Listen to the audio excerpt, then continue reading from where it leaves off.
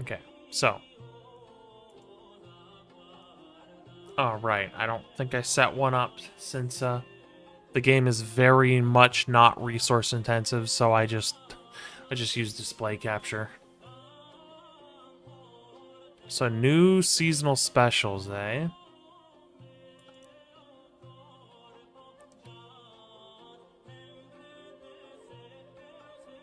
Summer 2024. I did not do this, and I did not do this. I will do this. Well, it is technically almost summer now. Let's see, when is midsummer? When is the summer solstice? Also, I wanted to check my weather app on my phone because I got a big, like, buzzing alert on my phone for a heat advisory today in my area. Heat index values up to 103 expected. And I wanted to check the weather to see if it's going to be nasty.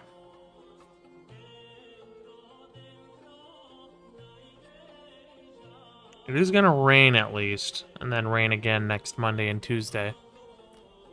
So, 100% chance of rain today, and 100% chance of rain on Monday and Tuesday. 73% chance of rain tomorrow. I don't think it's going to get nasty, but it will rain. Well, the nasty part will just be the heat and humidity. So let's clean the cruise ship sun deck.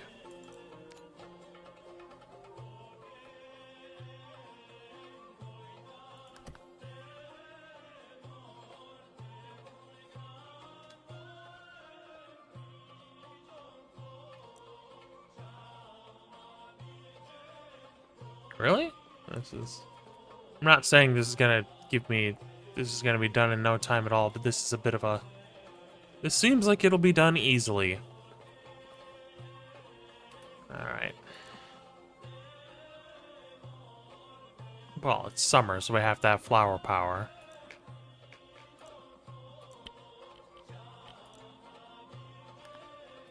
Plus, if we're using the triple nozzle, it'll be no time at all. I guess we focus on this wall.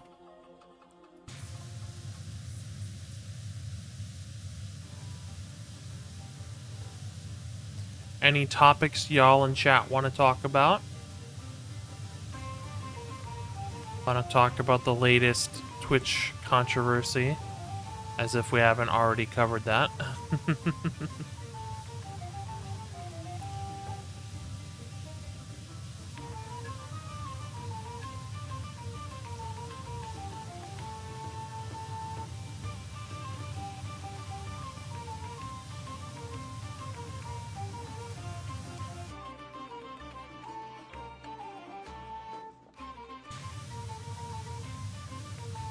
There's another controversy? No, just the one we talked about earlier.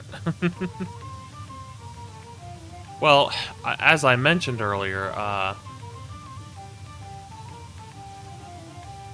Twitch kind of has two controversies right now, although one is a bit more hidden, mostly due to recency bias. But Twitch, I think, was getting sued because they were banning people talking negatively about the platform, which is against Californian state law that you cannot punish someone for speaking negatively about your employer. And since we're streamers, content creators who are monetized, are contractors under Twitch, the California state law was like, yeah, you can't do that. You can't just ban people who are like, lol, Twitch sucks. Now, don't get me wrong. I think my time on Twitch has been great, but it could be better. But there are people who feel less that way, and probably deservedly so. They feel like Twitch is not the best place. It feels like it's kind of dominating the market, despite being the less desirable option. So when those people were getting banned, Uh, Twitch is getting punished for that. Not to mention the fact that the terms of service for multi-streaming are fucked, and they're also kind of targeting people over it, so. Sorry, your convo with Carl on his Discord. You might not want to do the eCapo way of deep frying your audio because it will deep fry everything, even your alerts. Sure, it's easy to toggle, but still. It'd take longer to do it the correct way by bit crushing just Skyrim's audio, but it would be less destructive. I might still do that as a fancy for maybe one playthrough, but I decided, you're not going to be able to tell it's very medieval if it's all pixels. And the bit crushing would only go there so that the audio could match the visuals. So that we wouldn't have this crisp Witcher 3 music audio right next to a bunch of, like, MS-DOS visuals. Didn't want the cognitive dissonance on that.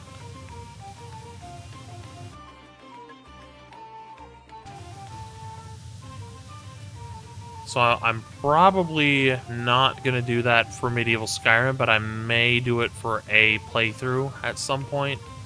And when I get the Nord Valkyrie being made, I'll probably toy with the idea of it and maybe think about it. We'll test it on stream. We'll test it in modding. And we'll see how it goes. But I don't know if I want to actually do that. But the fact that I know how to... Well, maybe not know exactly, but I now have resources to figure out how to do it. It's kind of like, you know... If I were to do it, those resources have been provided. So... Would take way longer. Would take longer to do it the correct way by bit crushing just Skyrim's audio, but it would be less destructive. Oh yes, I want to do it the proper way. So this multi-streaming shit got me genuinely thinking about going to Kick, not just to watch, but also to stream.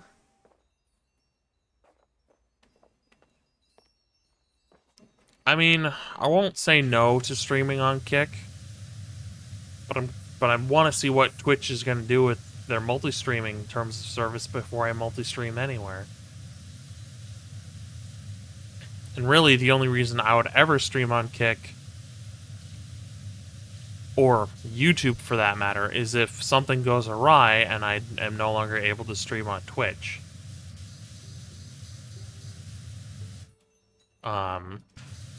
Because I can't really multi-stream at the moment because Restream sucks. It's so bad. I forgot the name of it, but it's an OBS plugin that you can use to multi-stream. That takes too much of my it takes too much of my upload to the point that my stream will literally buffer constantly. I will constantly be dropping frames if I use it because I just don't have enough upload. Lol, Spectrum moment.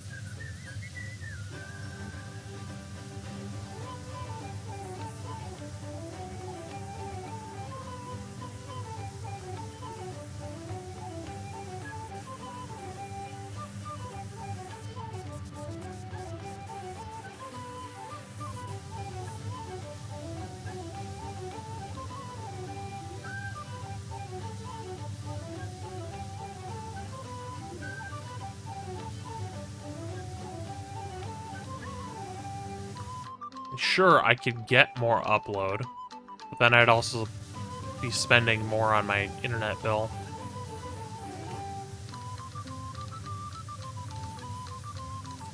And I'm still waiting on my award letter for my adult child disability, because I am now a man-child, I guess you can joke.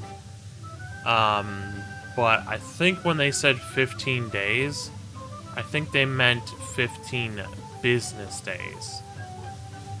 So since the interview was like on the 2nd, and it's now the 20th, I don't think 15 business days have come.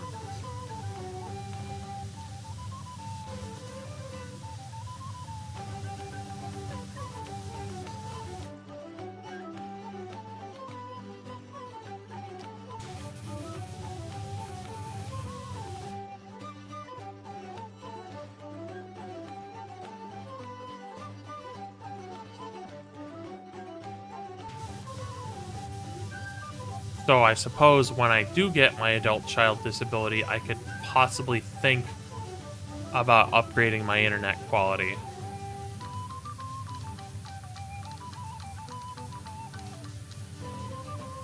But if I could multi-stream without my internet limitations, I probably would heavily consider streaming on Kick as well as YouTube. Because Kick seems like a great option for content creators. It just has this negative reputation, earned, but regardless. But it has a negative reputation for bad actors. So...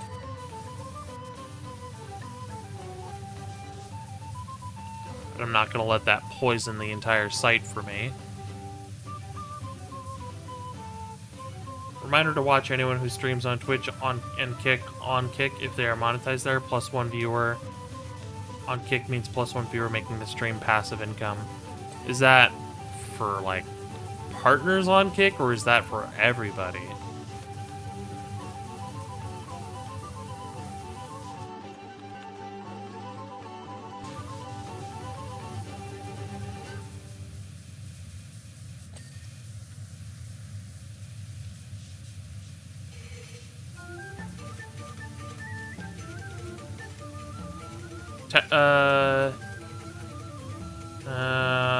If Twitch aren't complete morons, they will undo all the damage, remove the insane rules, and let it go. Because, yeah, YouTube doesn't care if I shout out people from other platforms. It's always safe to assume business days, especially when dealing with the government. Yeah. Kick is amazing for actually making a living as a streamer. Tectone, in his reaction to all this multi-streaming crap, said he's currently making like 5 times more on Kick than Twitch. That's pretty promising. I want to say it's for anyone with monetization enabled, but it could be just partners right now. Okay. Well, I will heavily consider streaming on Kick if I ever get an internet upgrade. Because that's why I'm not even multi-streaming to YouTube, is because my options are... well, that's just it. I don't really have any options. Restream just doesn't really work. Like, yeah, I can stream to YouTube as well, but I can't update it on YouTube side for the stream, like stream title, stream description, that sort of thing, because Restream will just overwrite it. But I also can't specifically target specific games on Restream, because it'll just be like, Ghost Recon, that game doesn't exist. Fallout 4, it doesn't exist. Unless you're playing fucking Fortnite, these other games don't exist. And it's like, what the fuck? So I can't even, like, put myself in the correct category on YouTube because Restream just doesn't fucking function.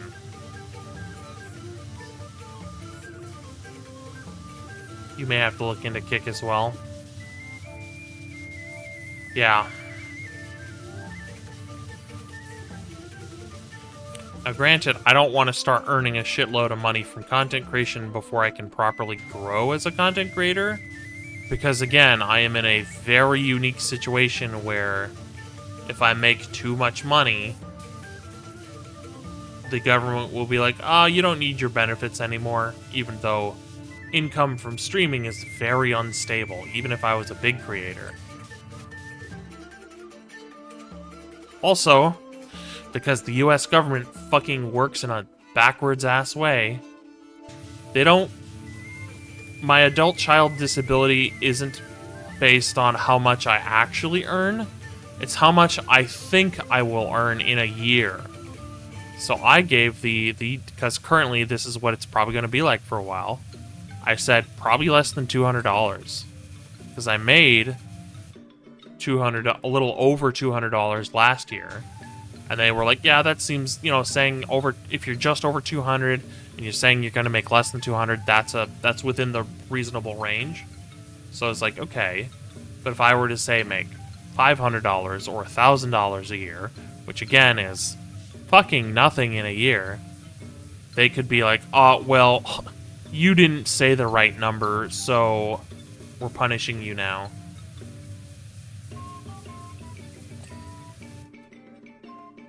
Least of all, money that I do report does get reduced from my benefits by half after the first $20. So, say for instance, if I make $50 from Twitch, which is the minimum payout, and that's usually what I reach before I get paid,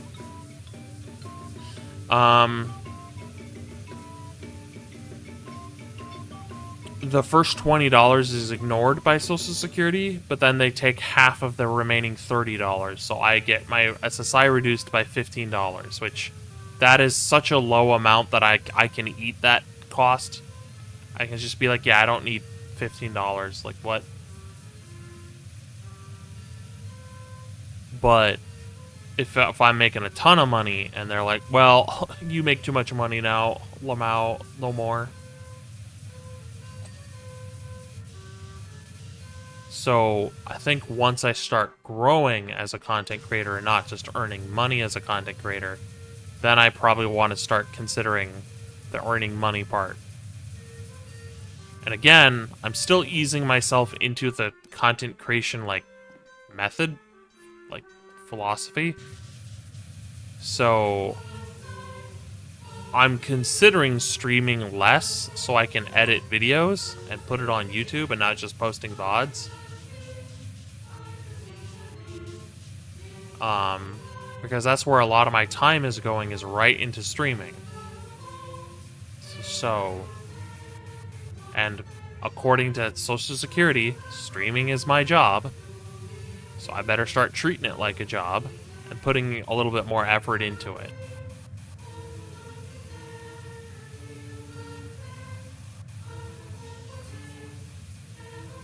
Just that I don't want to start doing that just yet. I want to take it easy.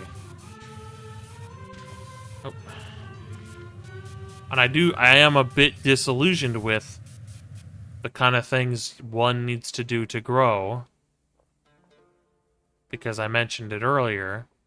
The streamers that say you need to diversify your content, you need to make content on other platforms such as TikTok, Twitter, Twitch, YouTube, Instagram, Facebook. Those streamers who are saying to do that don't actually do that. They pay somebody to do that for them. And don't get me wrong, like, why wouldn't you? If you've got the money and you don't got the time, and you're trying to, you know, turn this into a profitable career, then yeah, makes sense. But I don't think they should give that advice unless they are actually doing it themselves, or if they are giving the caveat of, I am paying someone to do this, so this is going to take a lot of time if you do this by yourself.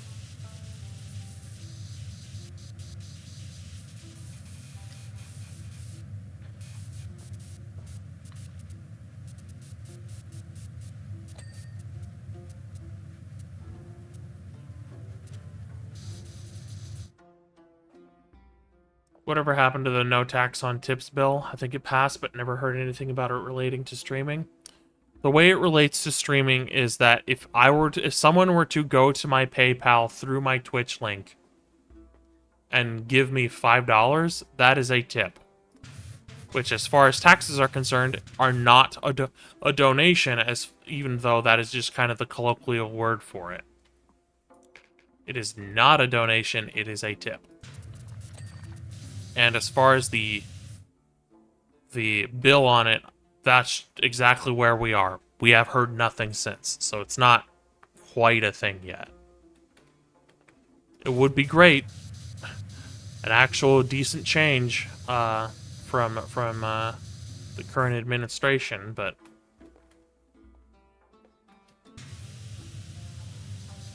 But I've not heard much from that. Now, granted, most of my income from streaming is from subs and not from tips. Don't get me wrong. I would be okay if I was making no money. Just the fact that I can earn any money at all is fucking awesome. Just that I do sometimes feel like Twitch is being a little stingy.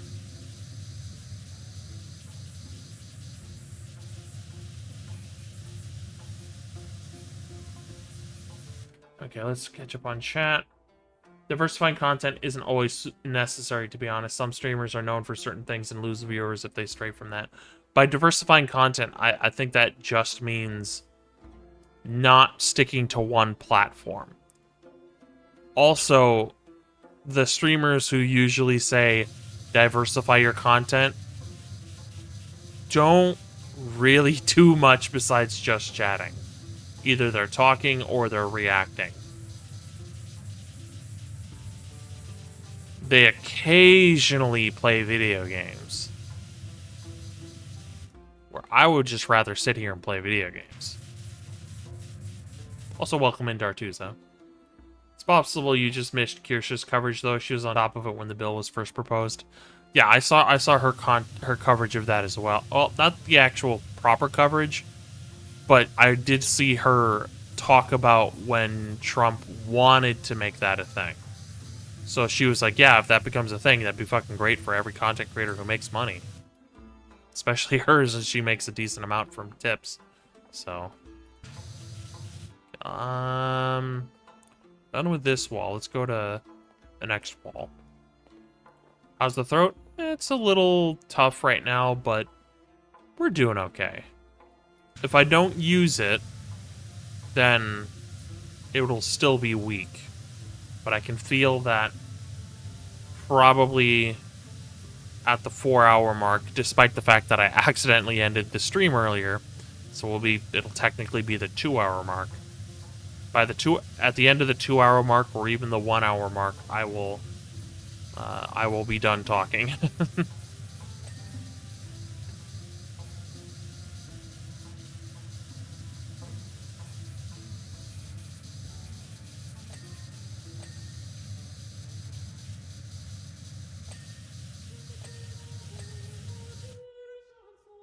Bezos stingy? No way. Well, it is funny to blame Bezos, but he doesn't even work at Amazon anymore.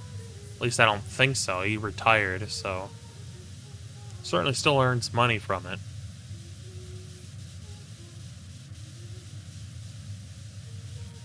But no, I feel like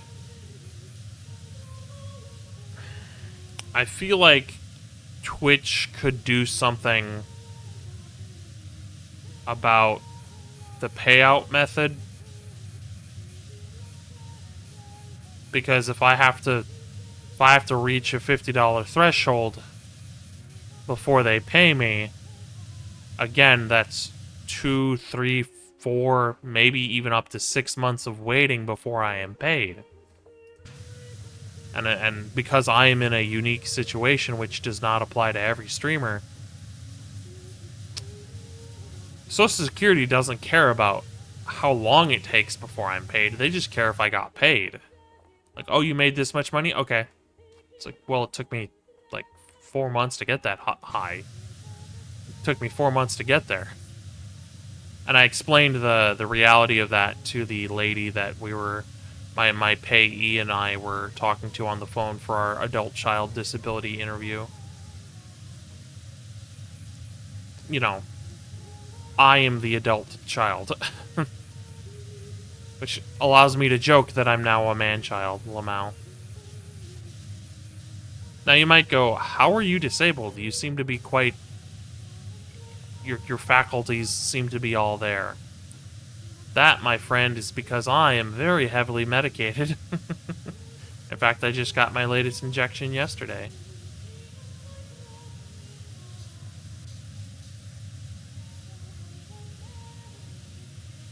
And if it wasn't for Social Security / SSI, I would not have the health insurance to be able to get my medication.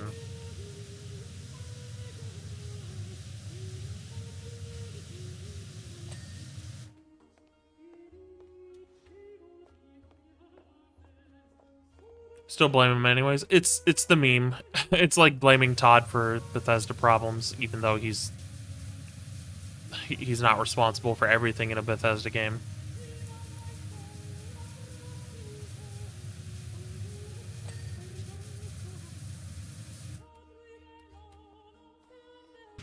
I guess you could say technically he is held accountable because he's literally the head guy over at BGS.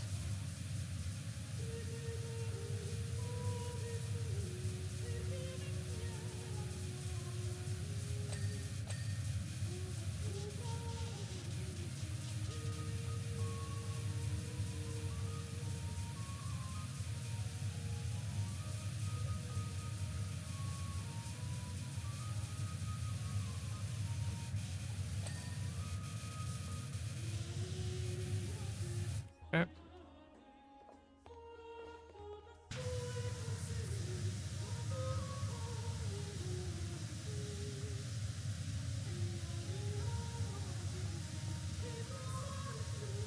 So I typically have a philosophy of power washing in this game. I do top down, one piece at a time.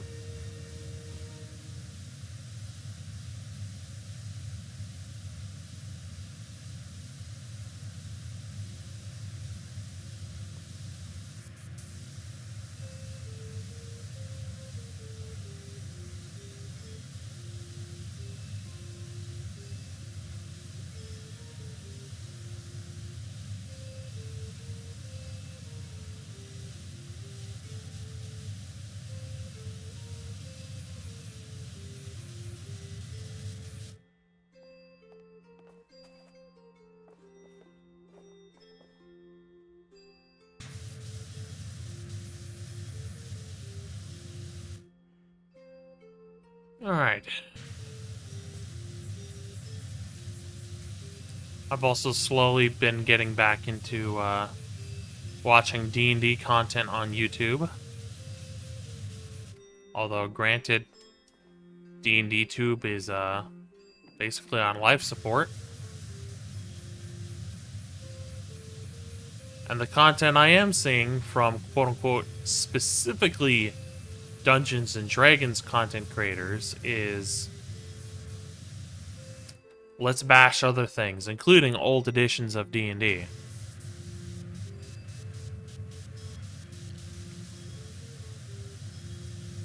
Which is like, so you can't get by with just singing the praises of 5e like you have been for the last check's wrist, like there's a watch there.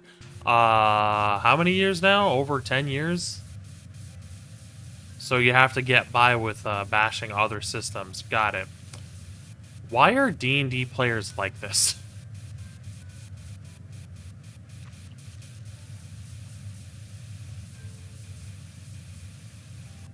D&D 5e, with all the connotations that come with this, is basically Skyrim. Pretty fucking awesome, to be honest. But it's broken, the systems do not work, and it's up to the community to make actually good content for it.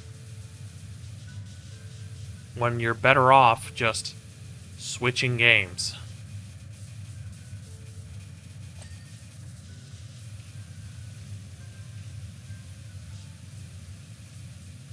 And I will hopefully be getting away from D&D 5e, at least, and focusing on either older editions of D&D or different systems entirely. Let alone my own system, based on someone else's system. You're not savvy with the D&D landscape? Was there a recent issue? Not a recent issue, just lots of constant issues with Wizards of the Coast.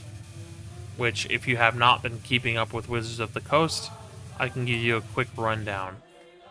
Basically, Wizards of the Coast, and by extension their parent company, Hasbro, they're evil. They're an evil company. They've done awful shit.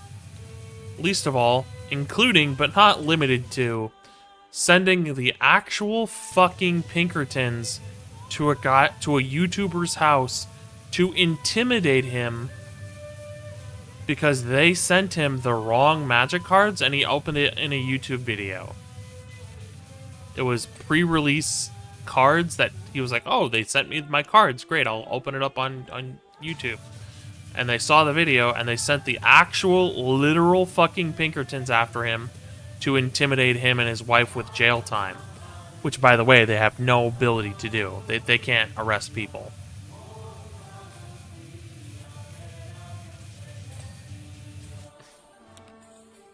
The other thing they did that was evil was they changed their open game license, which allowed a ton of games to even be made in the first place that were, of course, based off of D&D. They changed their OGL to be so unbelievably draconian, there's that word again, that it would screw over not just a bunch of small indie creators, but pretty much the entire tabletop role-playing game industry, and that D&D would be the only one and on top. Which, of course, they didn't stick with because the backlash was so severe that it hurt Wizards of the Coast where it mattered, their wallet.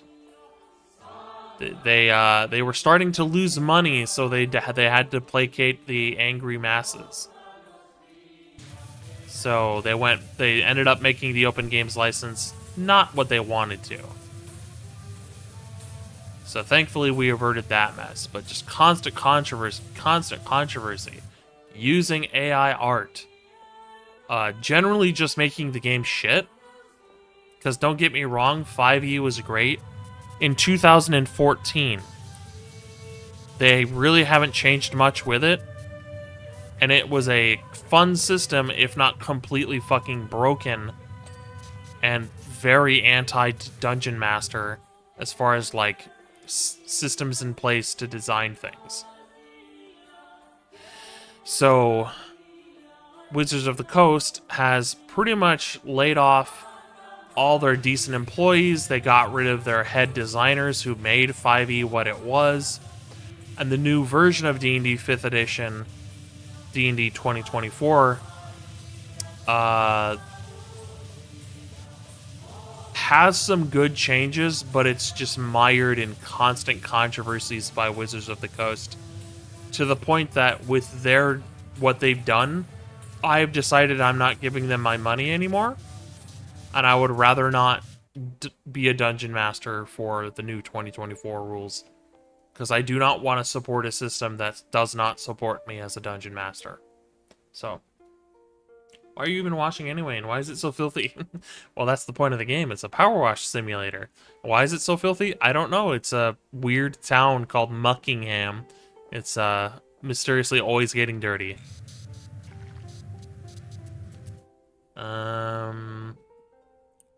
Again, top down, so I think the next ones is the palm trees. Can't they just use old editions? It's all just rules and books. They can't really age. Well, that's the issue. Older editions are not necessarily compatible with newer editions.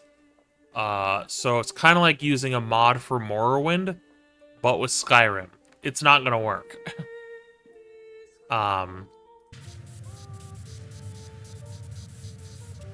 And D&D YouTube has come out against Wizards of the Coast, D&D YouTubers that is, which rightfully so, they were on the side of consumers because, well, they were consumers as well.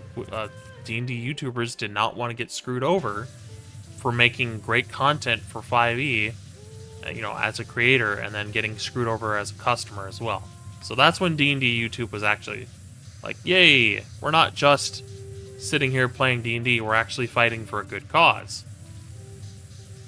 Well, that was until the 2024 rulebooks started to come out, and the D&D YouTubers were like soy-pogging at it, basically.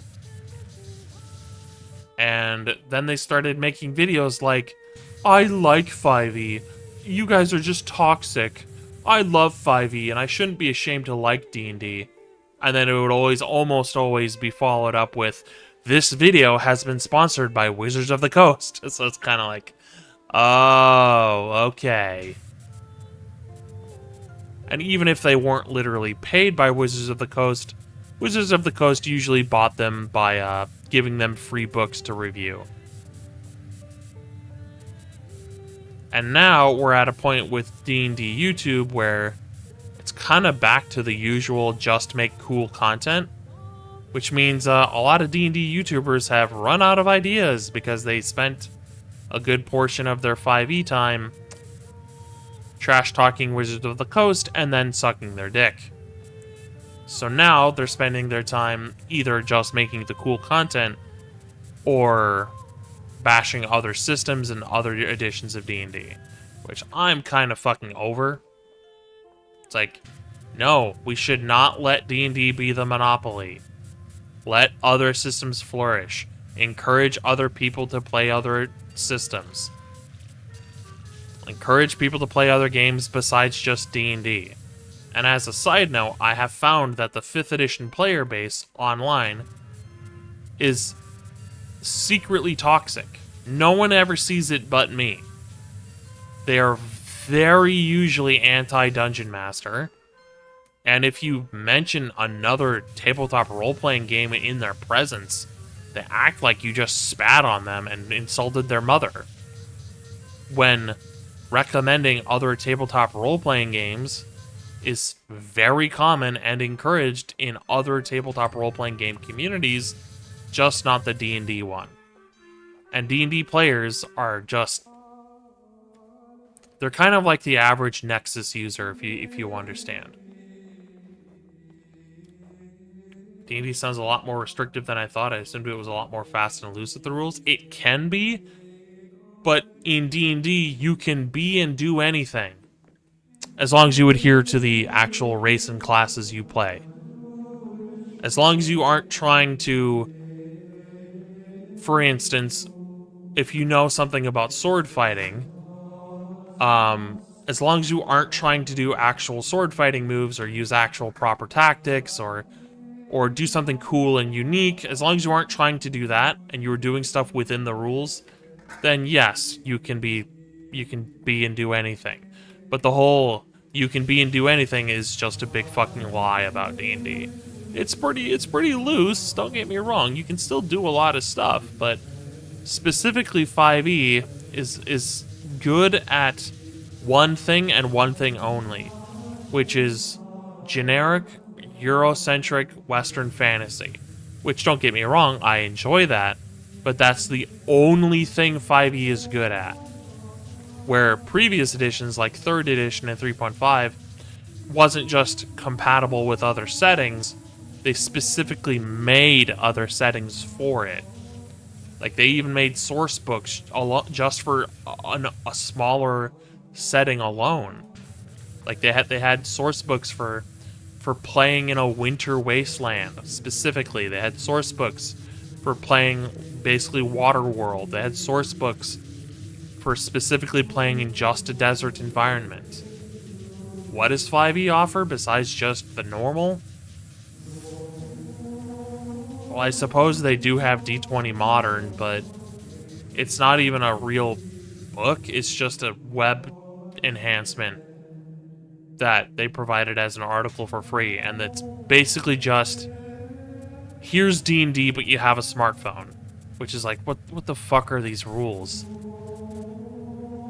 Don't get me wrong, I do like D&D. I like 5e. It's just, it comes with a lot of baggage, and I'm tired of it just dominating my tables. I want to play and do something else, even if it's just an older edition of D&D. You have next to no knowledge of it? Yeah. The one nice thing about D&D 5e is it's very easy for... well, I would say it's very easy for new players to understand, but... people have this idea that D&D 5e is... like, rules light, narrative focused, and it's not. It's still number crunchy. It's just the rules are a lot more streamlined so that it's not quite as confusing, which is good for new players. Just, it's still number crunchy as ever, and it's certainly not a narrative focused, rules light game like people think it is. And don't get me wrong, I really like role playing, especially in D&D, but D&D is not a narrative-focused game. I don't get this idea where people think just because Critical Role and Dimension 20, which are filled with actors, by the way, actors who are acting, you know, when they see that and they go, let's talk about our feelings. It's like, I don't mind talking about my feelings, but I also want to go kill shit. Also, like, people forgot that D&D has some dungeon crawling in it, and so everyone is kind of just fucking allergic to dungeon crawling. To the point that I want to run a dungeon crawl. I want to play in a dungeon crawl. Nobody else in my groups do. Which is fine. I will appease them with what they want, because I don't want to force them to do something they don't want to do, but at the same time, it's like,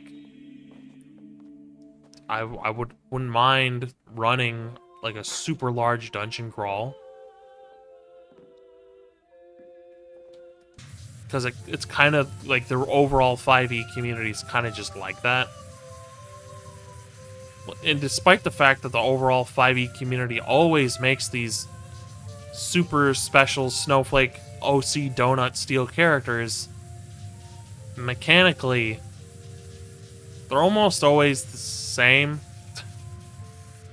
And the fact that D&D 5e is really only good at generic Eurocentric Western fantasy means a lot of stuff is homogenized and very basic. Don't get me wrong, as a fan of human fighters, I have to stand my vanilla ice creams. But the thing about vanilla ice cream is you should be able to add, like, various things to it to make it better. And while 5e does have this as a homebrew thing where people can write their own homebrew fairly easily, it's still just under the guise of generic Eurocentric Western fantasy. So despite the fact that people like to make these super snowflake unique characters, it's still kind of just the same.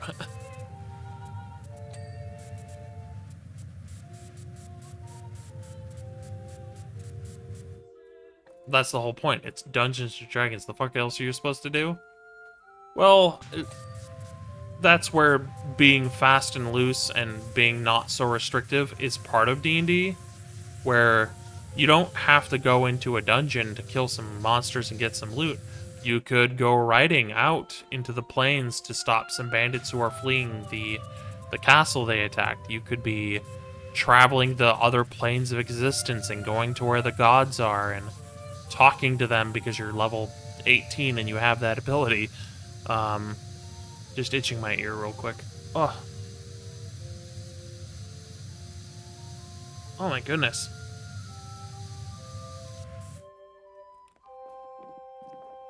So,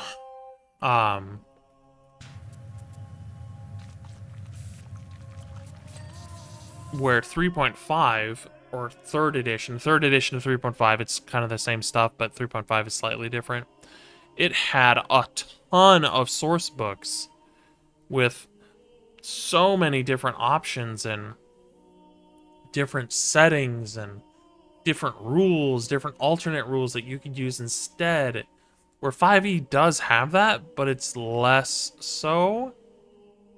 And instead of just offering new experiences, it was kind of, here's some new options for the existing experience and setting.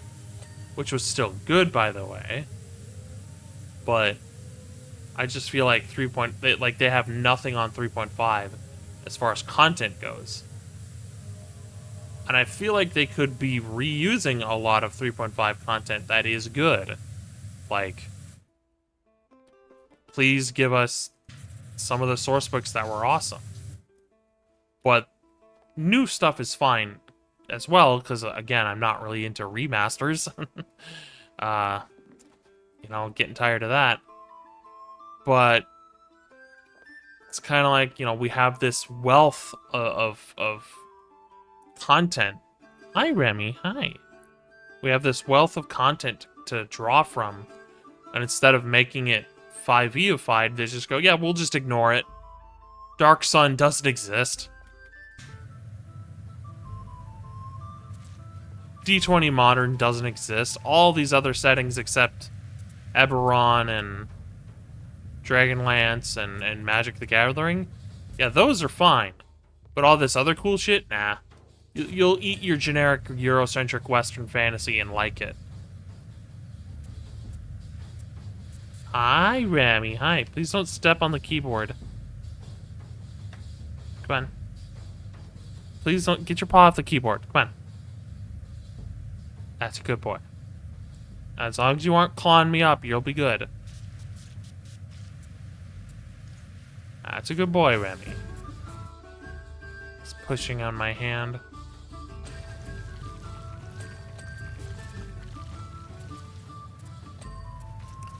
Boy, am I glad I have air conditioning today, because it's gonna get hot today. We are in a heat intensity warning.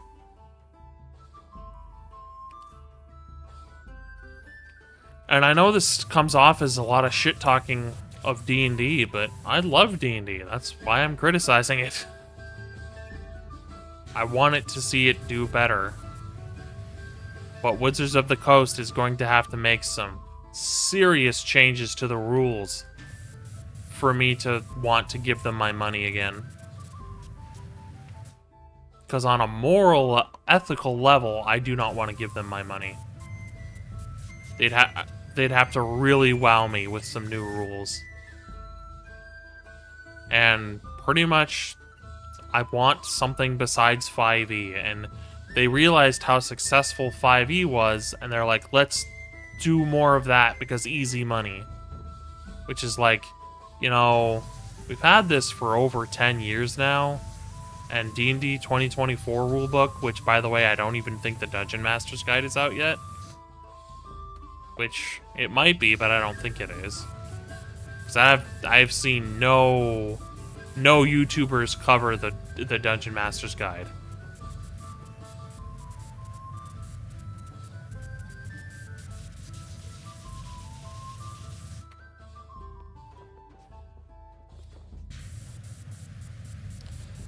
You know, it's like D&D 2024 is better as far as the rules go than regular 5e, but it's still more or less just more of the same. It's kind of like Skyrim AE versus Skyrim SE. Like, you get all this brand new content, woo, except it's still Skyrim underneath. When we desperately need Elder Scrolls 6, not just more Skyrim. So the analogy there is, I don't want more of 5e. I don't want a fixed 5e. I want a new edition.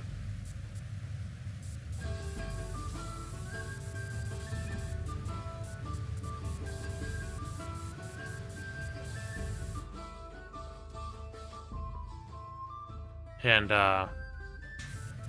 because I've been DMing and running 5e since it came out in 2014. And I am exhausted on it. I do not want to run it again. I mean, I want to run it for my group because my group is awesome. The people I play with are great. And I want to run games for them. But I am really, really wanting to try out some other systems, though. And also, like, never mind the fact that we're mid-campaign, so, like, yeah, I still want to run for them.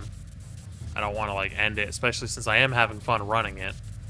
I'm running the Princes of the Apocalypse module. And I am seeing a bit of a trend with groups where there's a bit more focus on adventure modules with some groups instead of custom campaigns. And I get it, you know, doing a custom campaign, that's a lot of fucking work. But I also don't want to, like, eventually we're going to run out of modules to play, and then what?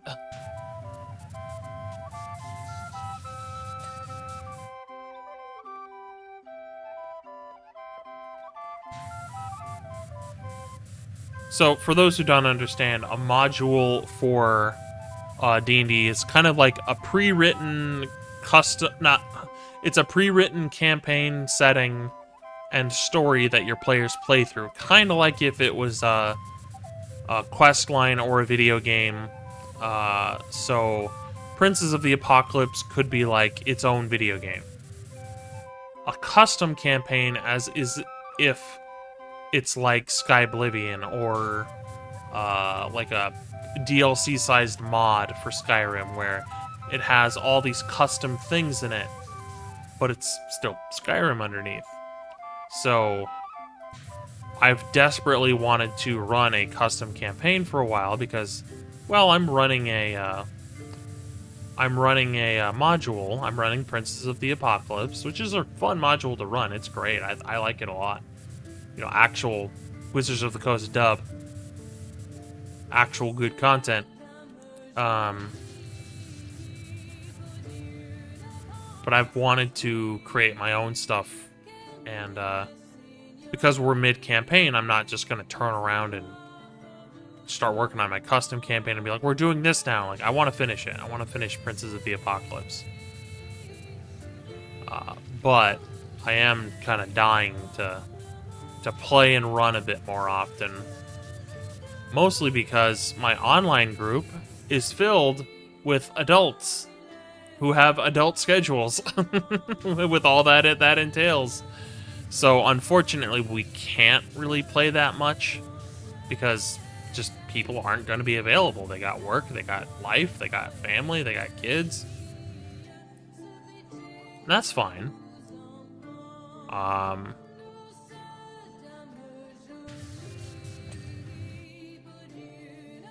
But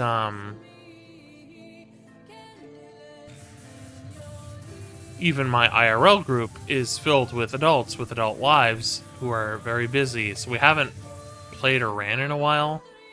And the other reason we might not play or run in a while is because one of my friends had a health scare, and so he's I think he's doing okay right now, but he's kind of working through his new health stuff. So I'm assuming my group is like, yeah, let's not do anything for a hot minute while he figures that out. Which is completely understandable. But I still want to play D&D more / run it more. Just the reality of it means we're doing less of it. Now, granted, my online group has been slow going for a while now because, again, people are adults. They have adult lives. And so we might be able to play once a month or once every a couple of months. Like, my last Princes of the Apocalypse campaign was in May, and I probably won't run it again until July because of everyone's schedule. And again, it's totally fine that people have busy schedules because, you know, what am I going to do? Get mad at them and make them feel like shit? That'd make me the asshole. And I'm not that mean, at least I don't think I am. So, and if I get mad at them, that's not going to change the fact that their schedule is busy. So, I had the same feelings for Pokemon games, but they clearly aren't going to improve, so you stop caring. Yeah, and that's just how it is.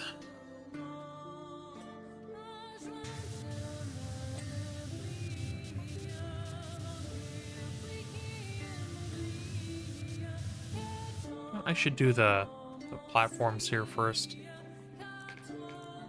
Oh, Remy, such a baby.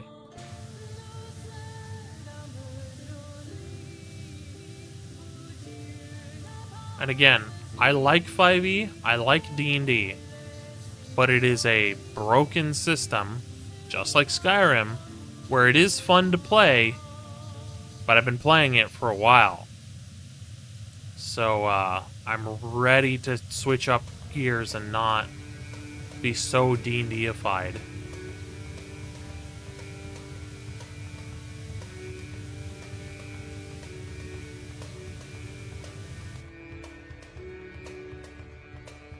I am ready to try a new experience. Now with Skyrim, I feel like I'm kind of just getting into my prime of playing Skyrim, because I haven't played it for over 10 years like some people have. And that's not an onus on them, that's just, you know, having not played it at launch because I was broke and couldn't have a PC or gaming console able to play it, and then was broke for many years. And then I got the Anthology Edition on a sale at like a Target. It was $40 for every Elder Scrolls game. Although Arena and Daggerfall, pretty much that section of their Anthology Edition said, Lamau, just download it for free on the Bethesda website. And then I got Morrowind and all the expansions, which turned into a Steam key. Although I do still have all the discs from the Anthology Edition. Just that when I installed it through Steam, not through Steam, but I installed it, and then somehow they got attached to my Steam account, and so now I just own them on Steam now. And because I had the Anthology Edition, which was Skyrim Legendary Edition, it also included Oblivion, but that was given. That was a given, you know. Because I had Legendary Edition for Skyrim on PC on Steam, Bethesda was like, here's Special Edition for free. I'm like, oh, okay. Which I wasn't really into Special Edition at the time. I was like, let me try all these Legendary Edition mods. And so I dabbled in modding a little bit, but it wasn't still really into Skyrim at the time. So 2018, 2019 rolls around, and I think that's around the time that I met Arabies, which is another channel that you should all go watch. And because they were streaming Skyrim, and I was at the time kind of trying to get into Skyrim, I was able to learn properly how to mod. And so I feel like, 2020, 2025, I'm just starting to get into my prime of playing Skyrim, so. Where some people are like, yeah, I'm done with Skyrim. I've played it for over 10 years. I need something else. It's like, yep, that's fine. I understand. Just with me, it's like, I'm having a ball with Skyrim. I'm having a great time.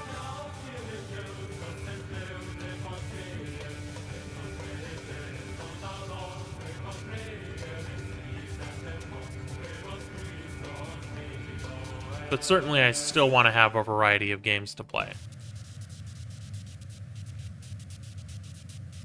Speaking of diversifying your content, it is kind of a good idea to do a bit of variety as a content creator. Because if you stick to one thing, it's great for growth. But what happens when you don't want to play that game? Do you just not make a video? Do you not stream? Well, if it's your job, then you kind of have to. Where with me, it's a job, but it's not a quote-unquote job. I don't rely on it for survival, which I'm grateful for.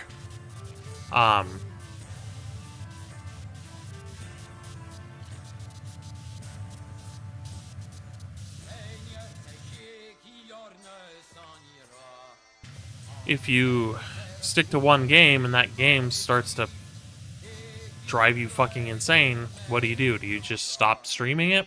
Well, there goes your income, there goes your viewer base, there goes your growth. So it is kind of a good idea to do variety, because then you might get known for doing variety instead of just one piece of content.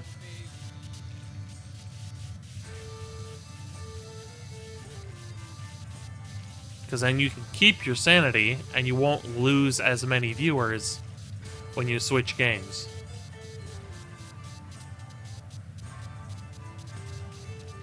And I might still focus on Skyrim, Fallout 4, and I might still focus on medieval games. But I think I still want to stream other games, because I have a bad habit of not playing these games off-stream, which means I get all these games, and then I just don't play them.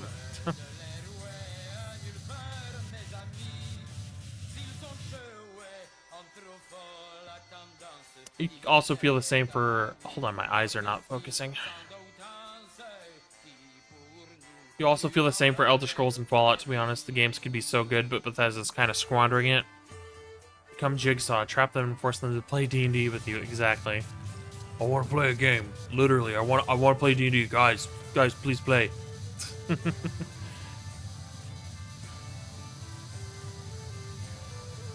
Yes.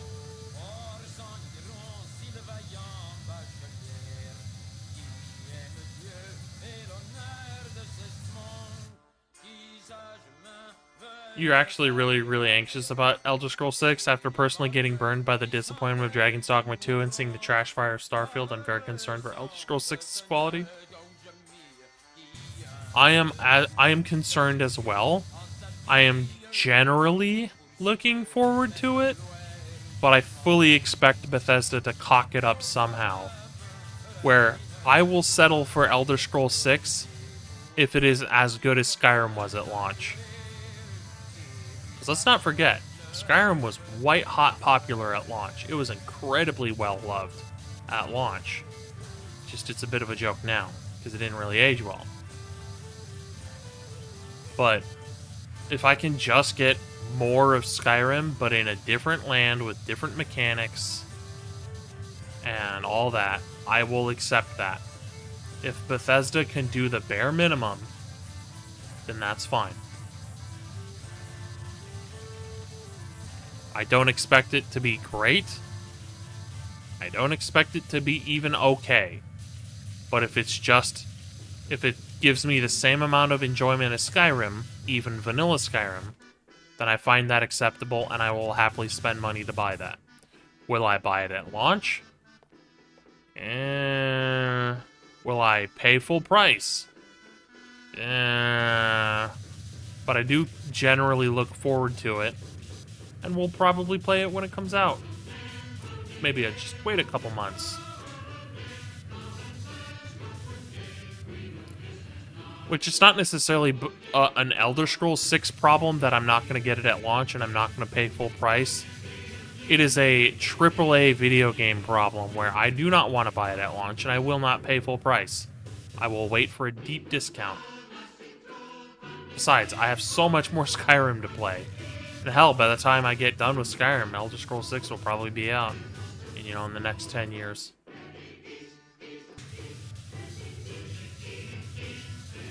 Gotta drink some water.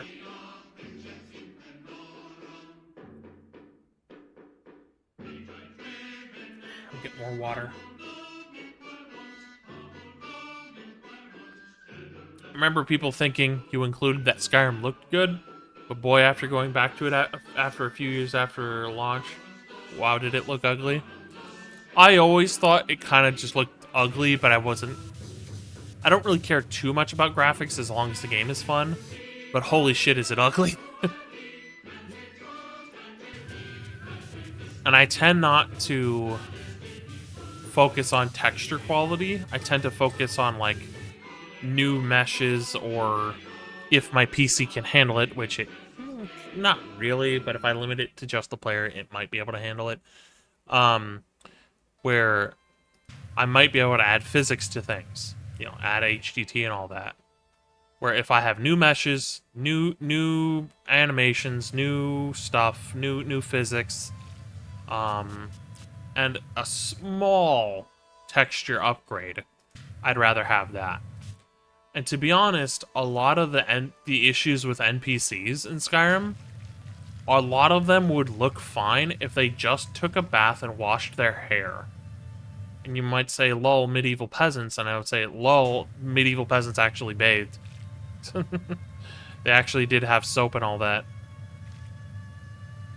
In fact, the Vikings, which the Skyrim Nords were very much based on, Vikings did a lot of, self-hygiene. They were great at it. They combed their hair. They dyed their hair with bleach and lye so that it would kill lice. They groomed their facial hair. They were very well kempt.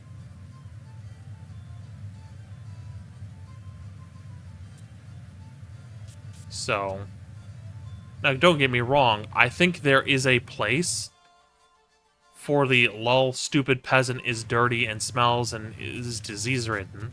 I like that aesthetic, but I also like it when some things respect history a little. But for Skyrim, I think it is great that they kind of have peasants like, okay, they're dirty. But a lot of the Bethesda NPCs would just look better if they took a bath and washed their hair.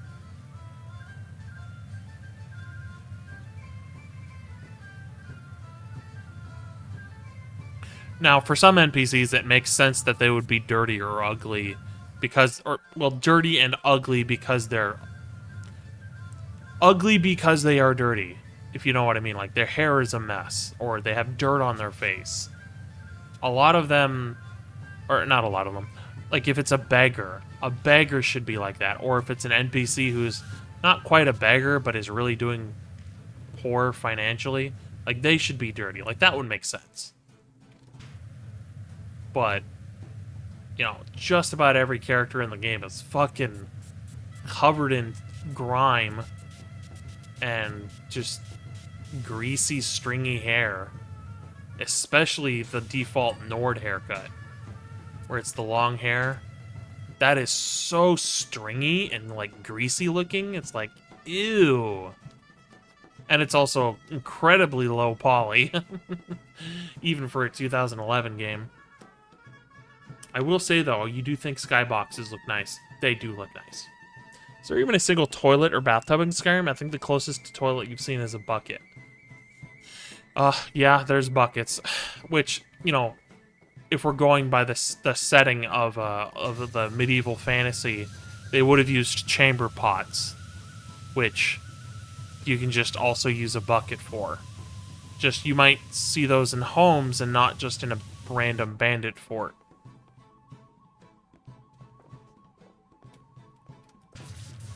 Not everyone's going to have a fancy chamber pot, so, you know, you might find buckets here and there, but...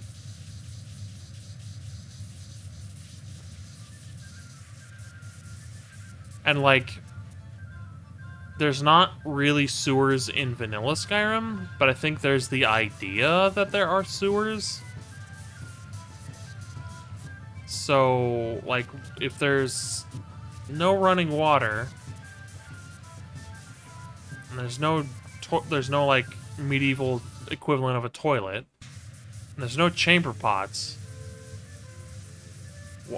why is there evidence of sewers? Now, granted, we don't ever enter a sewer, but why are there, like, sewer grates? Like, you know? Like what's going on?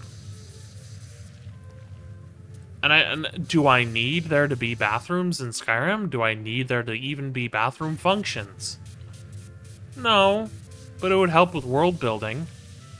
You know, how do these people live if they don't have a chamber pot or a bathing tub? Now, and don't get me wrong, they don't need a modern ceramic bathtub. But, like, you know, Kingdom Come Deliverance does this. Kingdom Come Deliverance could have had no bathing functions at all, but the fact that the bathtubs exist, you know, as these round wooden tubs filled with water, the fact they exist does a lot for the world building. It tells you this is a living, breathing world that people exist in. And that this is evidence showing that they are. Now, don't get me wrong, I think Skyrim does do that a lot. Like, oh, you enter someone's house and they have a kettle next to their fireplace, and it's got, like, potatoes in it and utensils next to it on a table. Like, that is great. That's wonderful, Bethesda. Actually well done. And I've personally found mechanically that when you're doing animations for weapons, which is what we were doing earlier, the game just kind of knows that the animation is there and is doing it correctly. I'll explain that in a moment. And you see NPCs actually use them too, yeah. And then sometimes they're empty when you really need one, so you have no choice but to get yelled at for smelling like a pile of rotting corpses, yeah. I'm assuming you mean in Kingdom Come. In Kingdom Crumb, The Adventures of Hungry Henry.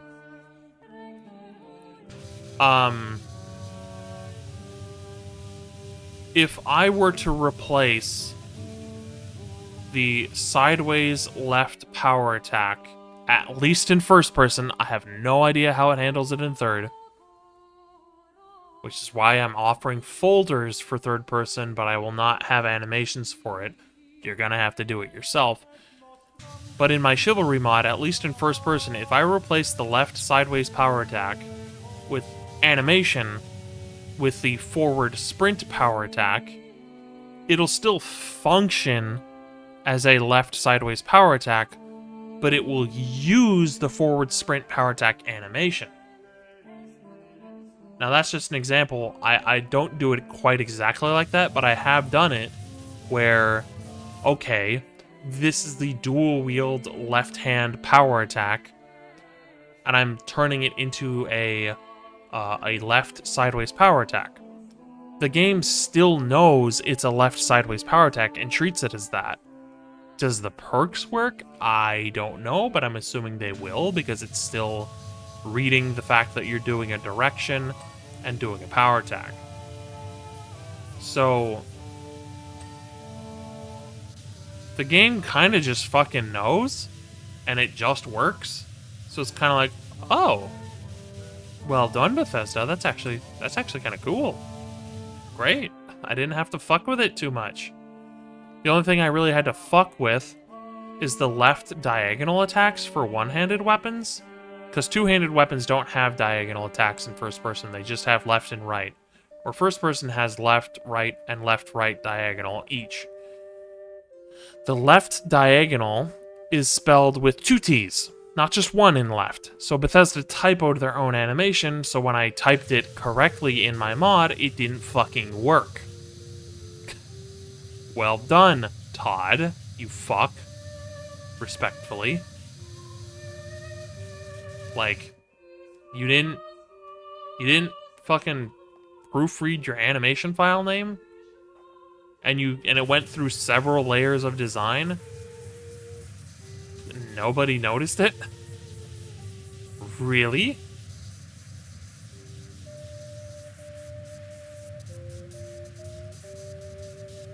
So when Todd says it just works, I think he actually means whatever it works. Lo and behold, it didn't just work.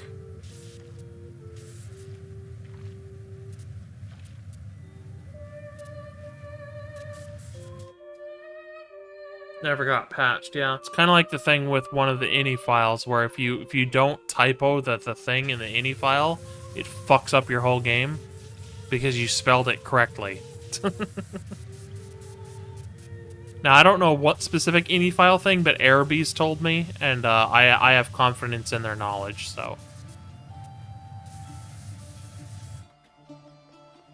Starting to kind of dislike having a laptop with a CPU, GPU, and cooling system so efficient that it goes back to sub 50 Celsius within like 10 seconds of going back to idle, which means the fans also go back to super low RPM, which leaves the motherboard in still scorching hot, as well as the keyboard around where the CPU and GPU are. Wow. Yeah, that does kind of sound like a pain. Like, under load, it's great because it keeps it cool, but then when you're not under load, it's like, yeah, just leave it hot. Like, what? No, cool it down, you fuck. That sounds so backwards. I'm assuming you have no fan control either because it's a laptop. There probably is laptops these days with fan control, but I would guess that yours probably doesn't based on what you just described.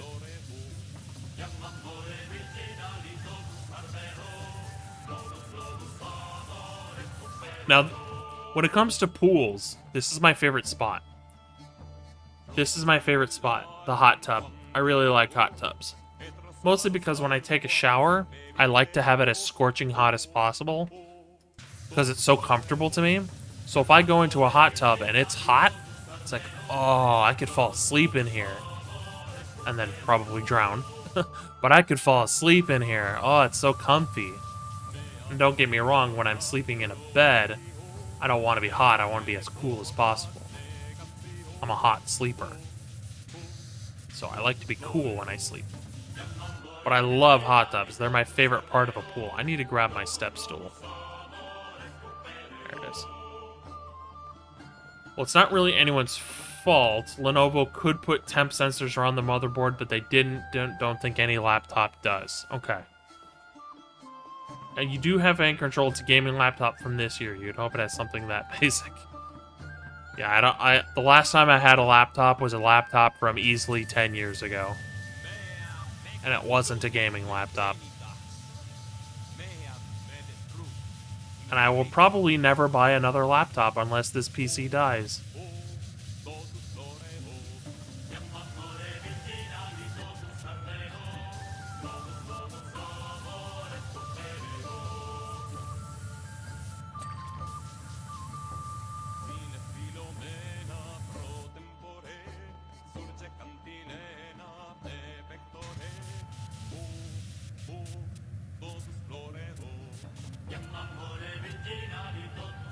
There is one reason to buy a laptop. You need to do shit on the move. Well, that's kind of why I got it in the first place. Because I was going to college. And it's like, my college is not in the town I live in. So I need to... Or, in some cases, like, I was living in a town next to my first college. But I still needed to be able to work on stuff at school. So instead of using their PCs all the time... and like a flash drive to transport my files, I just brought my laptop and was like, you know, during breaks I can work on stuff, download things, install files, work on my projects. And so it was kind of like, as a college student, it's almost fucking necessary to have a laptop, or at least some sort of sophisticated tablet. Like, it's kind of necessary. Where I'm not in college anymore. I'm not really going anywhere. So I don't really need a laptop. Which is why when you say if it's you're going on the move, you kind of need it. And that's what it's great for. Then yeah, that's great. Fire and war. I welcome you. Chelsea, thank you for the follow. Welcome in.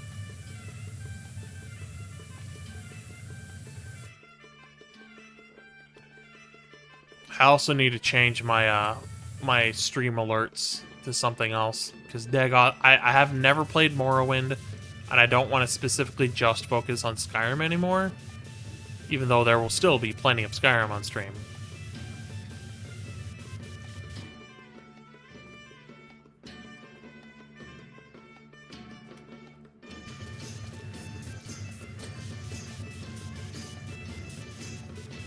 Just that I do have my laptop still, but it's so slow that it's basically non-functional, and I haven't charged it in months. Probably a year now. Or longer. So it's, by all intents and purposes, it is dead.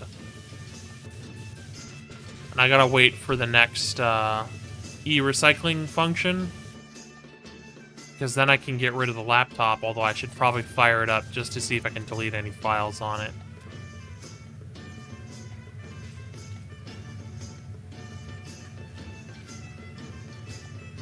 Return to factory default settings.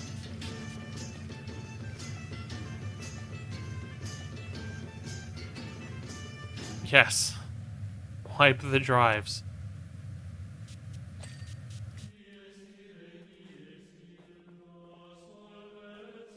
Yeah, format them. Yep. I can do that. If they support writing zeros, do that. What do you mean writing zeros? Not sure what that means. Might want to check on that battery. That's kind of why I was thinking I need to recycle it soon. They did have a recent e-recycling event with the city. Sometimes there's private e-recycling events. But, like, I am very much not a social creature, even though I enjoy talking to people IRL. But my dad took me to my injection yesterday. But then he was like, they're doing the current e-recycling event today and tomorrow. So I was kind of like, I don't know if I want to leave the apartment again for a couple days. So I just didn't. But also they were going to charge us for recycling things, where some of the private ones, they don't charge you. So I was like, I'd have to go and get money out, and that requires another trip. And nah. But I do have an old old TV that needs to be recycled. Old flat screen plasma TV needs recycled. But they were probably going to charge us so much money for it, and it's not much money at all. It's just, you know, I wasn't sure on the prices since I put the paper in the back seat of the car, and then it just was gone. No one stole it because there was plenty of other wonderful things in there to steal. It's like, why would they steal a piece of paper?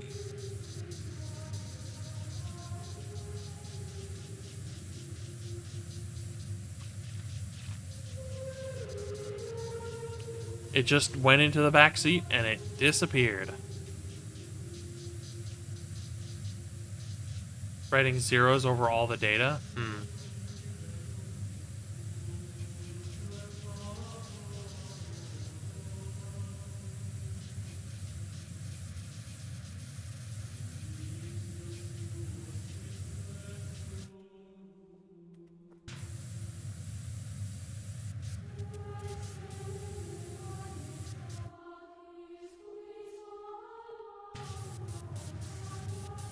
Letting my voice rest for a moment. My throat is sore, but my voice is actually doing okay. It's just my throat is sore.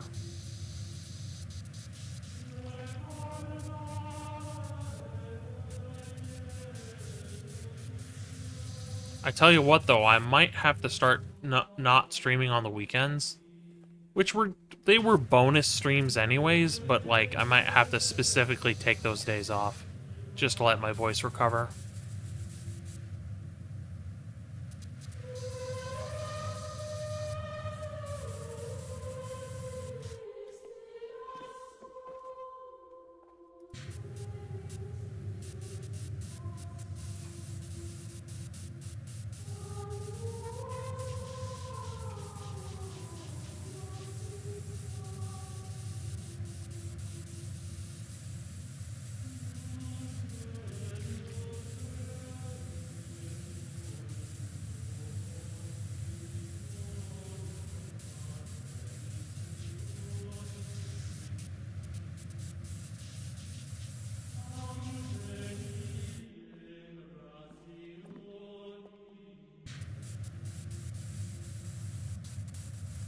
Oh, interesting. Literally clipped through the ceiling. That's hilarious.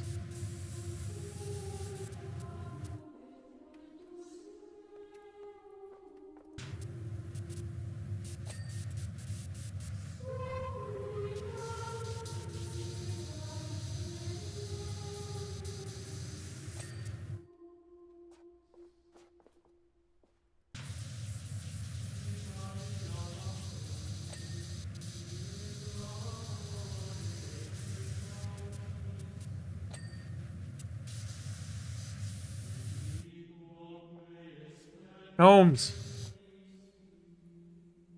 Fuck out of here. I need to clean. Out of them seats.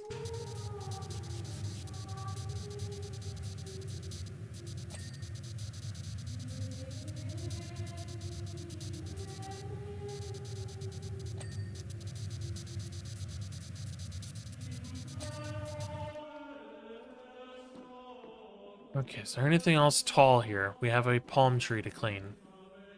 Where's my ladder? There it is.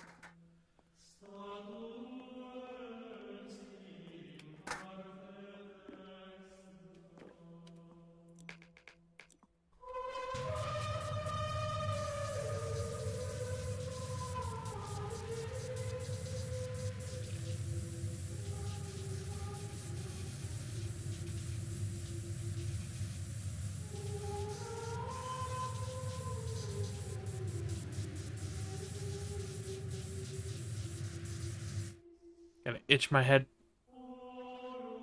Ugh. Well, is there any other conferences coming up this year or this month? I think it's all done for a while.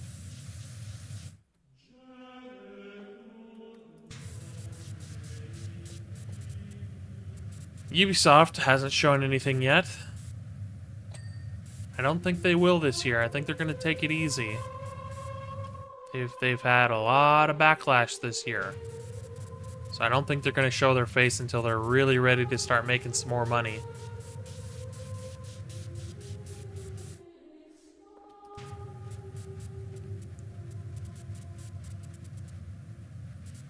Which is why I'm giving them until the end of 2026 and not the end of 2025 to give us any Ghost Recon news, because I don't think they're giving us fucking anything in 2025. I think they might do a couple smaller games, but like they're going to do Pax Romano, but I don't think they're going to do anything else for the rest of the year. They're gonna just take it easy and maybe do a couple things here and there. So the chance of Ghost Recon this year, not happening. It is not happening at all whatsoever.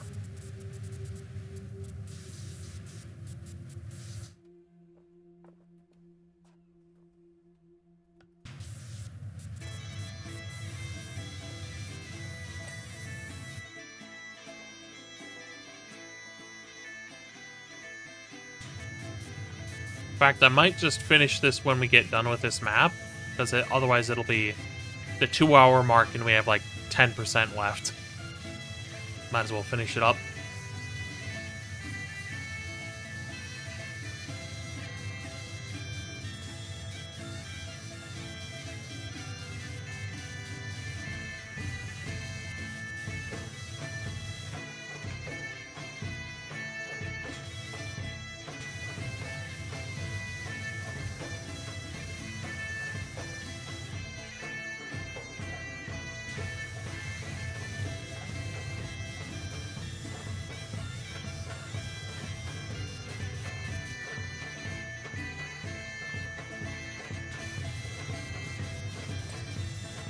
Go. Do these planks.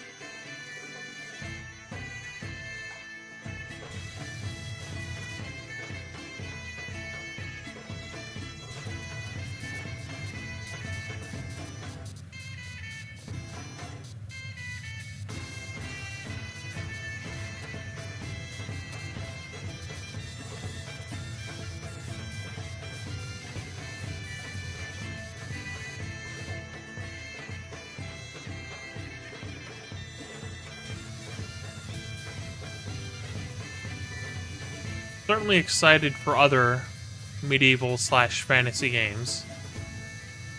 Looking forward to trying out Tainted Grail.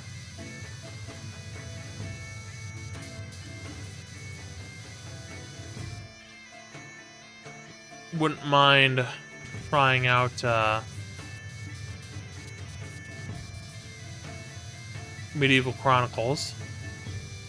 Just I would probably need a better PC before I do. Of course, that's not even out yet. Speaking of other medieval games that aren't out yet, there's also Blight Survival, which we have gotten almost no news on since its initial reveal. Kind of makes you wonder, where is it? Because it's been a few years. Don't get me wrong, I think the developers should take their time. But, is it being worked on or not?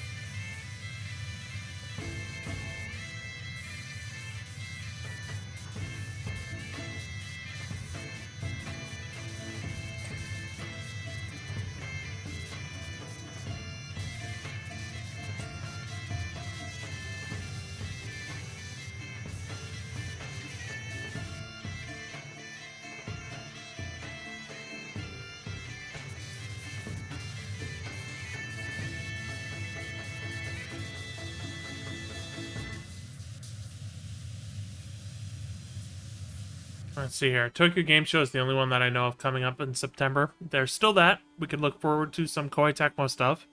Although I think as far as Koei Tecmo goes, they're probably working on the next Atelier game. Which means no Muso stuff. We might get a Dynasty Warriors Origins 2 announcement, but I doubt it because it's probably deep in development right now. They're probably in the meat of the development of it. Remember Tail's Edge? New video from the creative director of Freeform Jumps, Side and Back Eject. After wall runs and are confirmed and working in the game, officially has better parkour than ACRPG and Shadows. Well, that's not really that difficult, is it? To be better than Shadows? But yeah, specifically the parkour is better.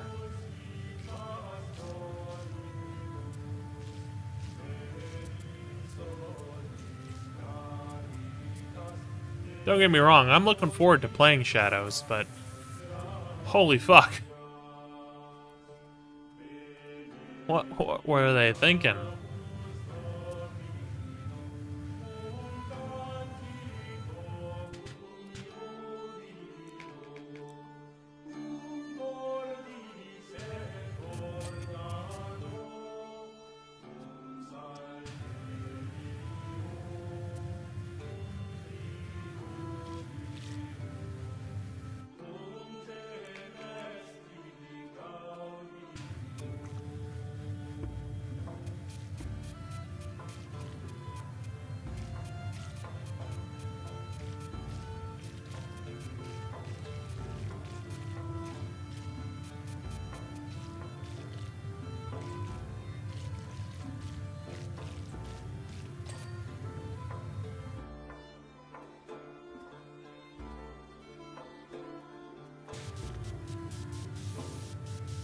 And Mirage, actually, that also is contextual only. And Unity Syndicate, Jesus Christ.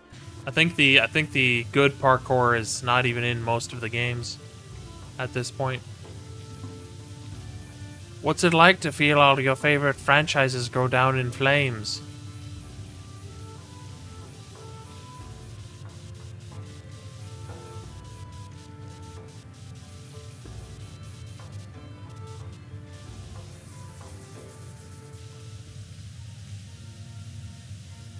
There's still more with good movement than not. Just give it time. Ubisoft will make another 20 Assassin's Creed games that are equally dog shit.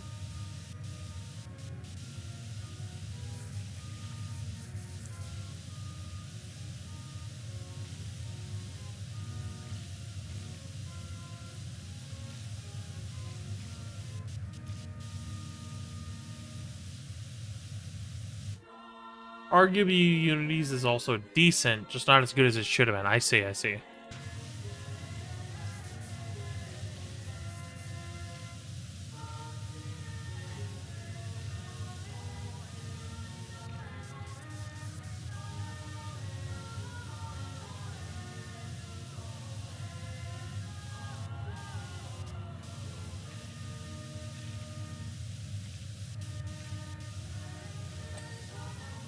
Okay.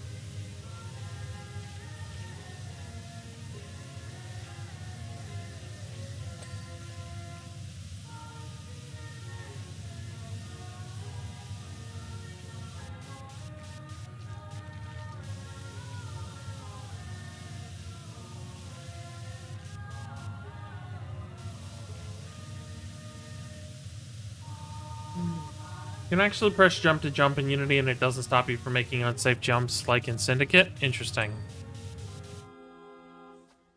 I miss a wall mural.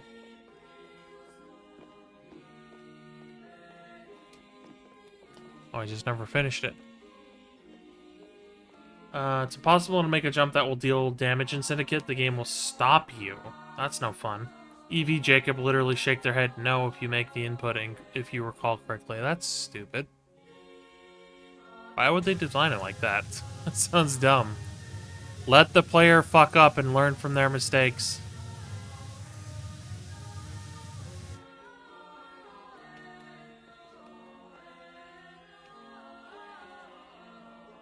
I'm gonna have to hit this shit with a soap. Waves? Mural? I bet it's something higher than what I can actually access. Let me get a footstool.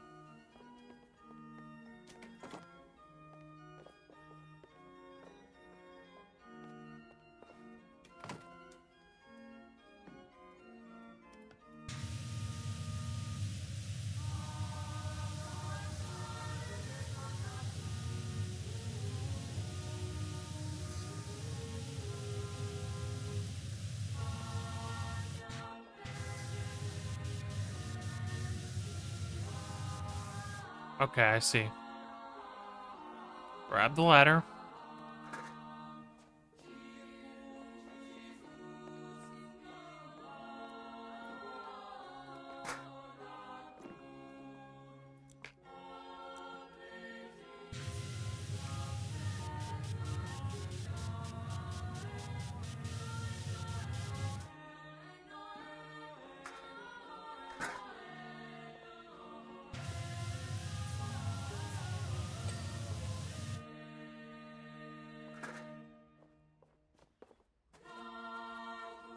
Yeah, you'd think they'd, for a series known for the creative expression through gameplay, they'd actually let you do some creative expression through gameplay.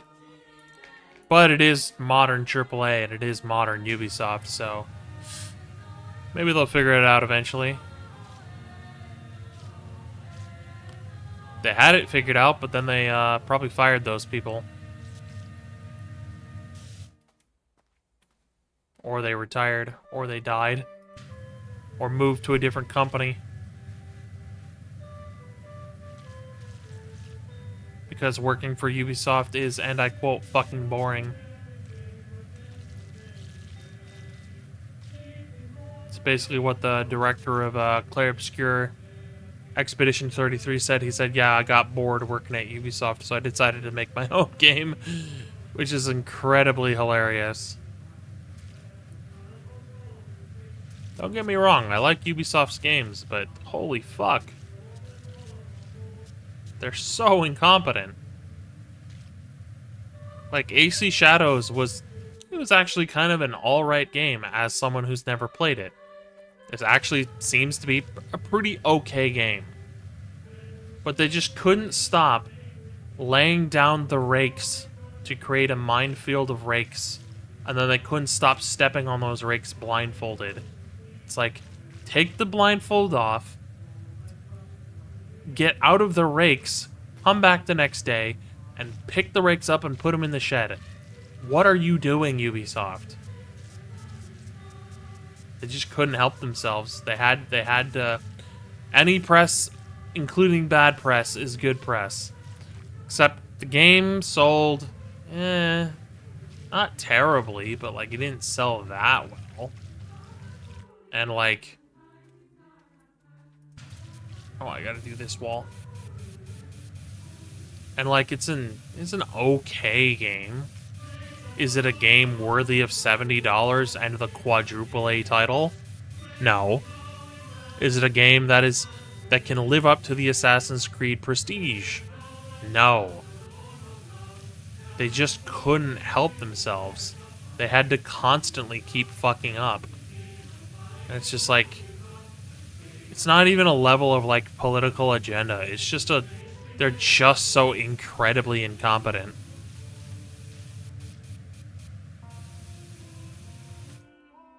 They're just bad at what they do.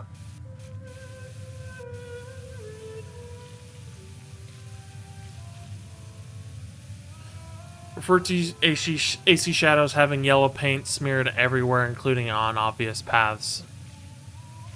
Ghost of Tsushima didn't do that. Well, they did, but it wasn't as egregious as AC shadows. You could still find your way across the vertical movement without everything just being painted in a big bright red dick of go here.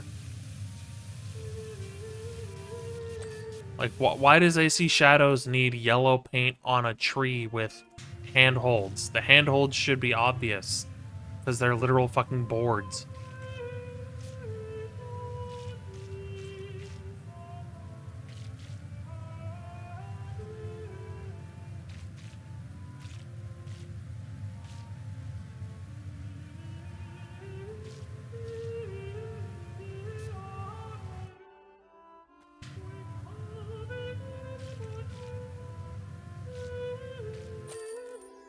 Like, typically we can tell the difference between an interactable mesh and a mesh that we can do nothing with.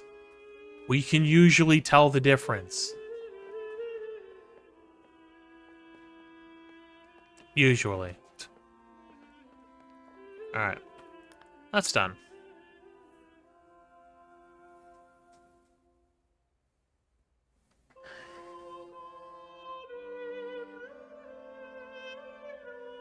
Alright.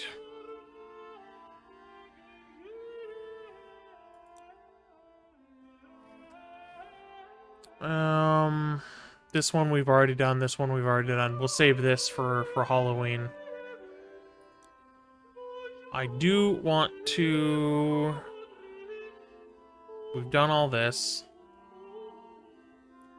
I do want to finish this up, so what we're going to do is we're going to do this. Continue. Over here. Resume.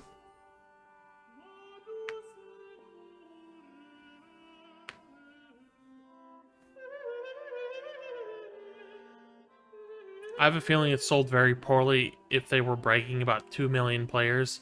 2 million players was something Motorfest was bragging about like 3 months in. A tiny game and franchise in the niche that is semi-realistic racing games. A niche dominated by Forza. Yeah, you would think... I always confuse Ubisoft and Bethesda when I'm trying to say it. You'd think Ubisoft would pull in bigger numbers, but I think people are getting tired of it. They're getting tired of the bullshit. So they just didn't fucking buy it. Like, yeah, I'm not paying money for this. Are you kidding me? Oh, yeah, I must have hit scroll lock at some point. Interesting. Oh, well. 2 million players was something Motorfest... Oh, yeah, I already heard that. Idiots say go woke, go broke, but everybody at Ubisoft is asleep at the wheel. Ain't no one woke there. The thing is, woke is fine. It just needs to be written well. There's nothing wrong with having gay characters or characters of different ethnicities. Just write it well, design the game well, make the game fun to play and fun to interact with the characters. Personally, I don't care. If there's a black man in a game in Japan, that's fine. Just make it interesting and fun and cool. I really am looking forward to playing as Yasuke, because he will allow me to live my warrior fantasy in Japan in an open-world action game. So I'm looking forward to it. But I digress. It's time to finish it up here, so. It's still a silly thing to complain about. It depends. The lack of quality for the sake of diversity is something to complain about because, well, the quality isn't there. And as someone who's a member of the LGBTQIA plus community, I find it a little annoying when they have these quote-unquote diverse characters. They're supposed to be a heroic character doing good things, and they're just kind of awful people. It's like, what are you trying to say there, developer? Are you just trying to say that being terrible is either good, or are you trying to say that gay people are terrible? Like, what are you trying to say here? So, or my favorite, they have a gay character who's gay, and so they just make him a flamboyant gay person from the 90s. Or, oh, it's a bisexual character? Well, they're horny all the time. It's like, what the fuck? Ah, that's so stupid. Token characters. It's annoying. Anyways, enough yapping. Quite literally. That is the 2-hour mark, which is actually the 4-hour mark. Now, technically, we're not quite at 2 hours. But my voice has had enough for the day. And, so yeah. Should we find somebody to raid? Dishing quality in the name of diversity and inclusion is so on, and so on is basically by definition woke. That's what the complaints are about. Yeah. I am not beating the always horny bi stereotype.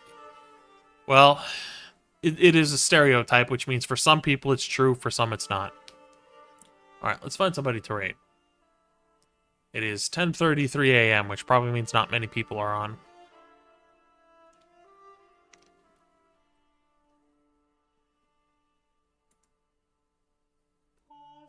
Let's see.